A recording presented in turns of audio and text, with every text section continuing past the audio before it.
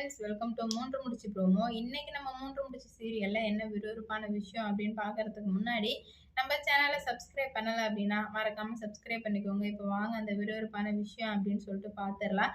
நம்ம சூர்யாவுக்கு கண்டிப்பா தெரியும் இது ஒரு சதி. யாரோ வந்துட்டு என்னோட கொட்டேஷனை அவங்களுக்கு தெரியப்படுத்தியிருக்காங்க. அதனாலதான் இப்பெல்லாம் நடந்திருக்கு அப்படின்னு சொல்லிட்டு சூர்யா நல்லா யோசிச்சு யோசிச்சு பார்க்குறாரு. சூர்யாவோட கொட்டேஷனோட வேல்யூ வந்து தெரிஞ்சது 3 பேர் தான். ஒன்று சூர்யா, இன்னொன்று அருணாச்சலையா, இன்னொன்னு வந்து அதாவது அவங்க மாமா. ஆனா வந்துட்டு அருணாச்சல ஐயர் சொல்றதுக்கு வாய்ப்பே இல்ல. அவங்க மாமாவே சூர்யா மலை போல நம்பிட்டு இருந்ததுனால, கண்டிப்பா வந்துட்டு எங்க மாமாவும் சொல்லியிருக்க மாட்டாங்க. அப்படின்ற மாரி ரொம்பவே நம்பிட்டு இருந்தாங்க. அந்த சமயத்துல தான் வந்து நந்தினி ஒரு கிஃப்ட் பாக்ஸ் எடுத்தாந்து குடுத்து, அதில ஓப்பன் பண்ணி பார்த்தா, சூர்யாவுக்கு அதில தாங்க அதிர்ச்சியே காத்திருக்கு.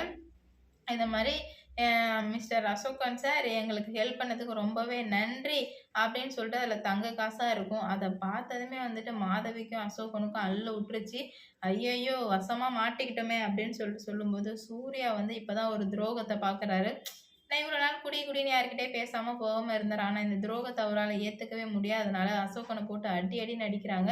"நீ இதுக்கு மேல என் மாமாவும் கிடையாது. இந்த 2 துரோகிகள வீட்ட விட்டு அனுப்பு டாடி" அப்படின்ற மாரி நம்ம அருணாச்சல ஐயா கிட்ட சொல்ல, அருணாச்சல ஐயாவும் "வீட்ட விட்டே போயிடுங்க" அப்படின்ற மாரி சொல்றாங்க. ஏன்னா இதுங்க 2 சும்மாவே ஃப்ராடு. இதுங்க இருந்தா கண்டிப்பா உருப்பட முடியாது அப்படின்றதுனால வீட்ட விட்டே அனுப்ப முடிவெடுக்குறாங்க. இதனால அடுத்து என்ன நடக்க போகுதுன்னு பார்க்கலாம். இந்த வீடியோ புடிச்சிருந்தா லைக் பண்ணுங்க, ஷேர் பண்ணுங்க, கமெண்ட் பண்ணிக்கோங்க.